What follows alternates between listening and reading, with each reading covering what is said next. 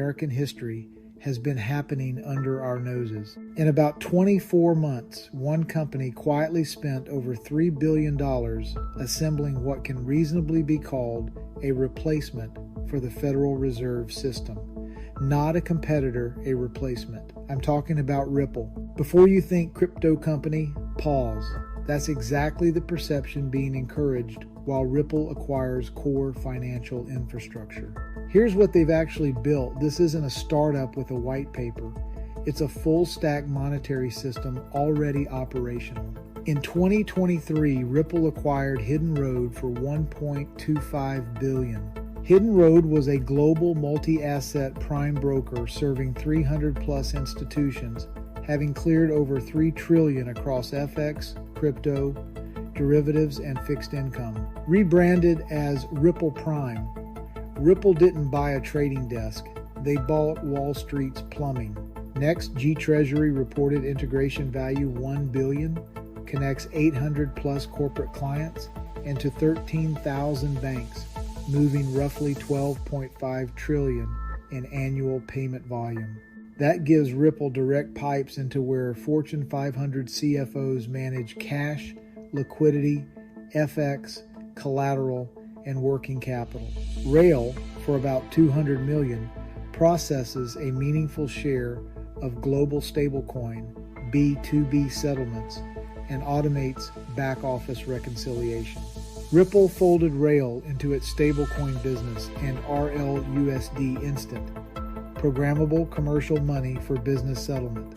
Put simply, Ripple Prime equals market access plus liquidity. G Treasury equals corporate treasury layer. Rail plus RLUSD equals instant settlement dollar.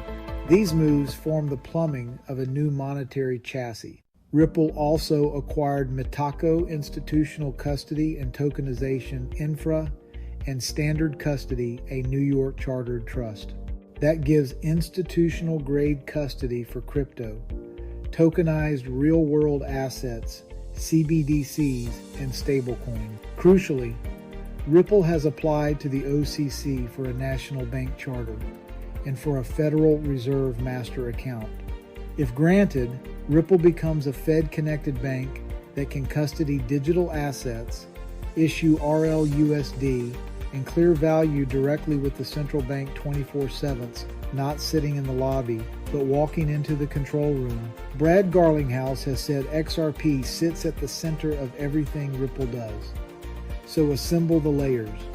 Ripple Prime for market access, G Treasury for corporate cash management, Rail and RLUSD for instant settlement, Standard Custody, Mitaco for regulated vaults, a national bank charter for legal authority, and XRPL, ODL, ILP, AMM for trustless, programmable settlement.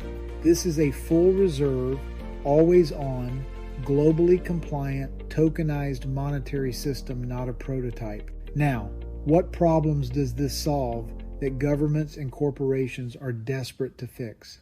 Problem A, slow settlement and counterparty risk. International wires and correspondent banking take days, create FX slippage, and layer intermediaries who each add fees and risk. With XRP as a neutral bridge and RLUSD as a regulated settlement dollar, counterparties in different currencies can settle atomically. I get mine only when you get yours. Settlement compresses from T+2 to 3 days to mere seconds, with ISO 20022 data embedded for audit, compliance, and tariffs. Problem B, opacity in liquidity, collateral, and rehypothecation. Today, the same collateral can be pledged multiple times across prime brokerage and derivatives. Ripple Prime plus on-ledger custody means collateral, margin, and settlement can be transparent and auditable. Tokenized custody prevents secretly pledging the same asset many times. The fraud window narrows. Problem C, corporate treasury fragmentation. Multinationals juggle bank accounts in 20 countries. FX swaps, compliance checks, liquidity pools, and manual reconciliation. G Treasury, integrated into Ripple, plugs Treasury ops into programmable rails, so value, reserves, and FX flow instantly across 13,000 plus banks and hundreds of corporates. Corporate money becomes software. Problem D, regulatory accountability. Regulators now demand provable compliance. Every transfer can carry structured data satisfying AML, KYC, sanction screening, tariff enforcement, and tax reporting in near real time. That's trusted but verifiable. You don't have to trust a counterparty. You can verify them on ledger. So what happens to the Fed model? The Fed issues base money and backstops banks. Commercial banks multiply base money through fractional reserve lending, creating credit that becomes deposits and charging interest on it. The system is intentionally opaque. Now place Ripple's stack alongside that. Direct impact has-on, transparency, pressure, atomic, timestamp, KYC, auditable settlement, makes the black box netting of big banks obsolete. Direct impact #2, liquidity without leverage. Provably backed instant settlement reduces the need to borrow bank IOUs for cross-border movement. Direct impact #3, collateral discipline. Tokenized, regulated custody shrinks secret rehypothecation and forces leverage down. Direct impact #4, alternative rails for sovereigns. If Ripple gains a Fed master account and issues RLUSD under supervision, large corporates and treasuries can bypass parts of the correspondent bank stack. Direct impact #5, end of hidden usury as default. Instant, auditable, asset-backed settlement makes it harder to justify skimming interest on credit conjured by ledger entries. This is bigger than tech versus banks. It touches law and moral order.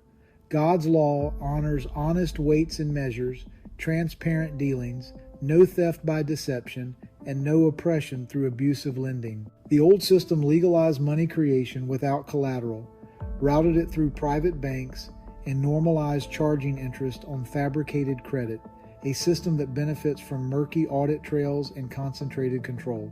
That's Pharaoh economics. Control the grain, force dependence, rent life back to the slaves at interest. The emerging system Ripple aligns with offers the opposite.